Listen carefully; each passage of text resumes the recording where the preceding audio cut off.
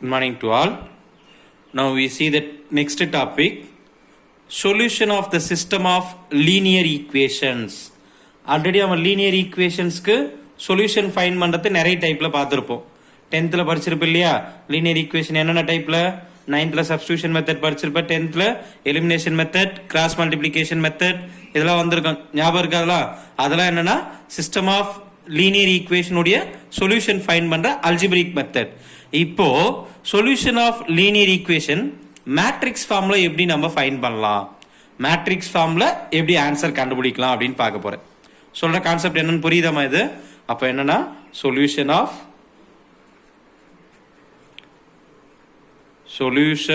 Of a system of linear equation.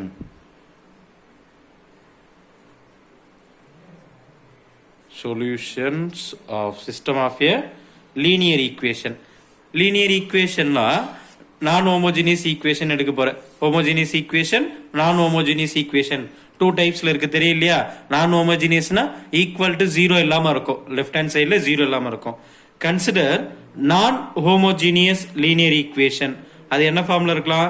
a11x a12x2 x1 x2 a13 x3 it's going on a1n xn equal to b1.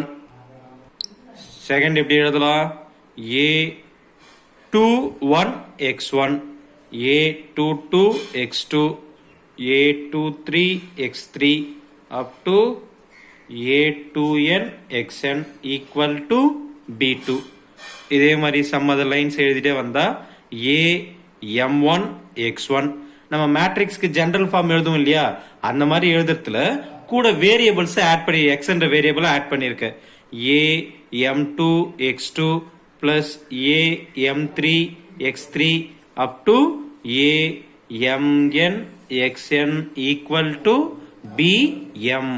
இது எல்லாமே பாத்தீங்கன்னா நான் homogeneous linear equation. ஏன் நான் homogeneous சொல்றோம்? Equal to 0 இல்ல அந்த பக்கம். Linear equation all the variables power 1 அப்படின்னு சொல்லதால இப்போ இத மேட்ரிக்ஸ் ஃபார்முக்கு மாத்த போறோம். எப்படி மேட்ரிக்ஸ் ஃபார்ம்ல மாத்தி எழுதலாம் பாரு. இதுல ஃபர்ஸ்ட் என்ன பண்ணனா இந்த a11 a12 a13 இந்த கான்ஸ்டன்ட் இருக்கு இல்லையா, அதை தனியா ஒரு மேட்ரிக்ஸ் ஃபார்ம் பண்ணனும். a11 a12 a13 up to a1n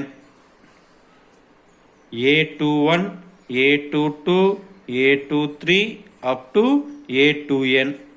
இதே மாதிரி எழுதுனா அப்படின்னா up to mth row வரல எழுதலாம்.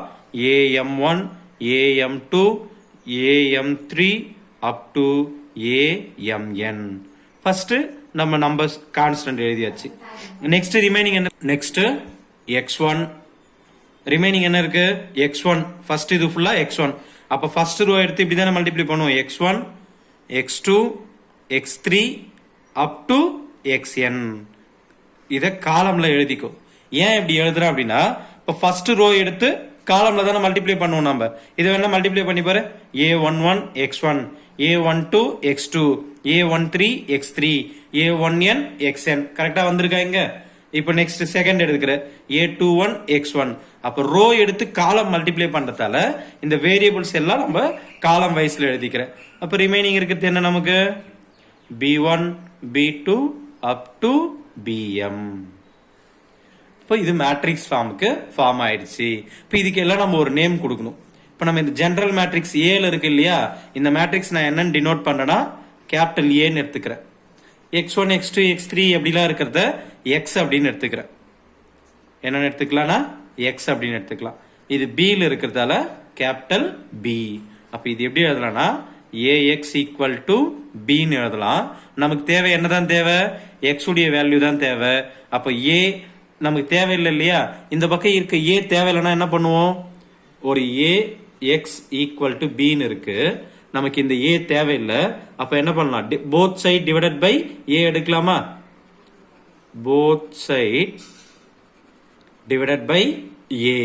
அப்போ ax by a equal to b by a ன்னு எழுதலாம்.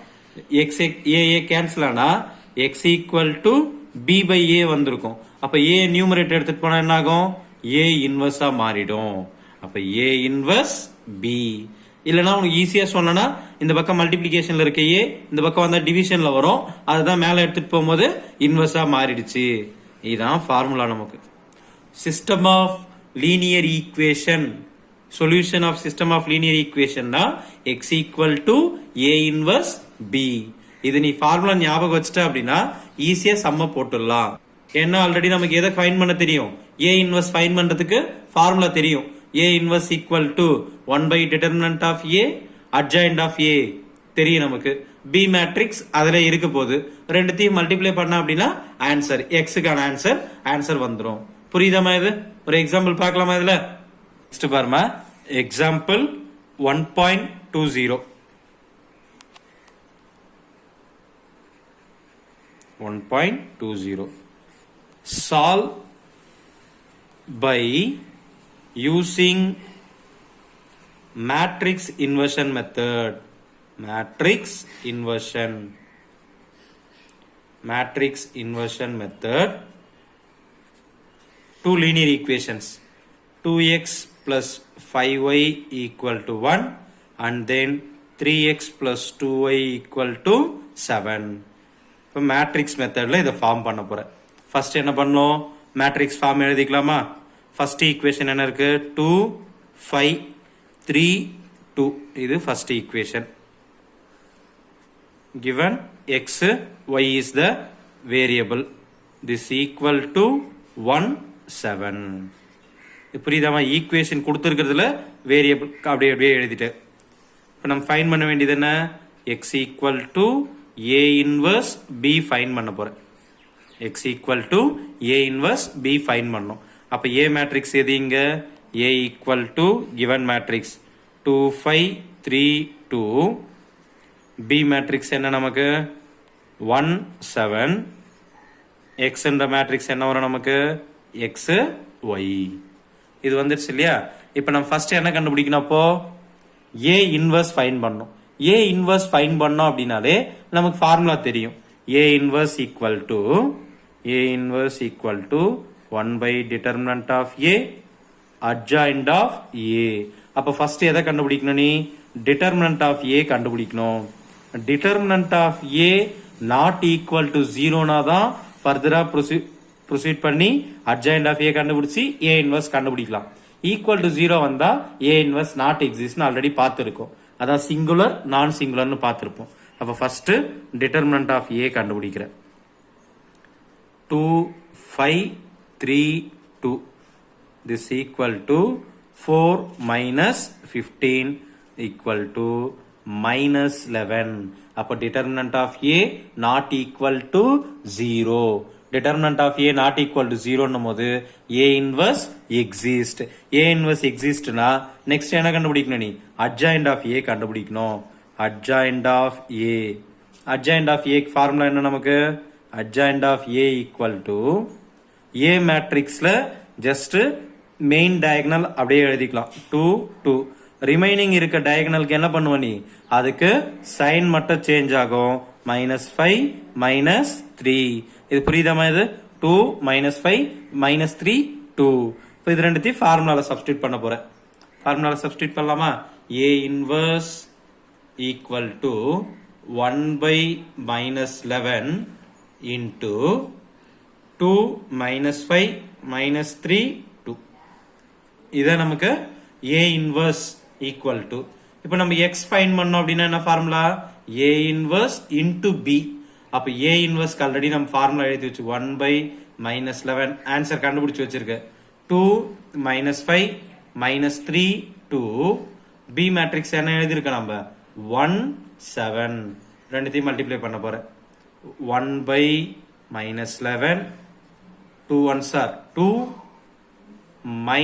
-35 இது முடிஞ்சிச்சு அப்ப முடிஞ்சிச்சு next second row -3 plus 14 multiplication கரெக்டா தெரியணுமா நமக்கு மேட்ரிக்ஸ் மல்டிப்ளிகேஷன் தெரியும் இல்லையா ஃபர்ஸ்ட் ரோ எடுத்து காலம் முடிஞ்சிருச்சு அப்ப செகண்ட் காலம் இல்ல அப்ப செகண்ட் ரோக்கு நீ ஷிஃப்ட் ஆயிக்கணும் நீ 1 by -11 இது டிவைட் சப்ட்ராக்ட் பண்ணீங்கன்னா 33 இதை சப்ராக்ட் பண்ணீங்கன்னா 11.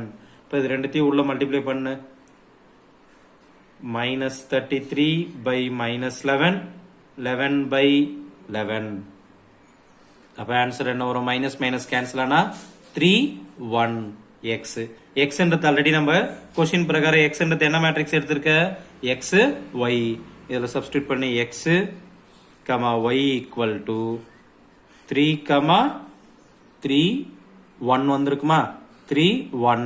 therefore the solution x equal to 3 and y equal to 1. clear அம்மா? ஃபர்ஸ்ட் நம்ம கொடுத்திருக்க மேட்ரிக்ஸ் எப்பவுமே கொடுத்திருக்க ஃபார்ம்ல a x equal to b ன்னு பிரிச்சுக்கல. இதே நம்ம 3/3 மேட்ரிக்ஸ்னா என்ன வரும்னு அடுத்த சம்ல பார்க்கலாம். இது 2/2 மேட்ரிக்ஸ் கொடுத்திருக்கிறதால ஜஸ்ட் ax equal to b format பிரிச்சுக்கோ. இன்வெர்ஸ் ஃபைண்ட் பண்றது போன எக்ஸசைஸ்ல நம்ம பார்த்தோம். அந்த இன்வெர்ஸ் ஃபைண்ட் பண்ணிட்டு அதிலிருந்து b கூட மல்டிப்ளை பண்ண போறேன். அவ்வளவுதான் இந்த ஆன்சர். இது புரியுதாமா? இது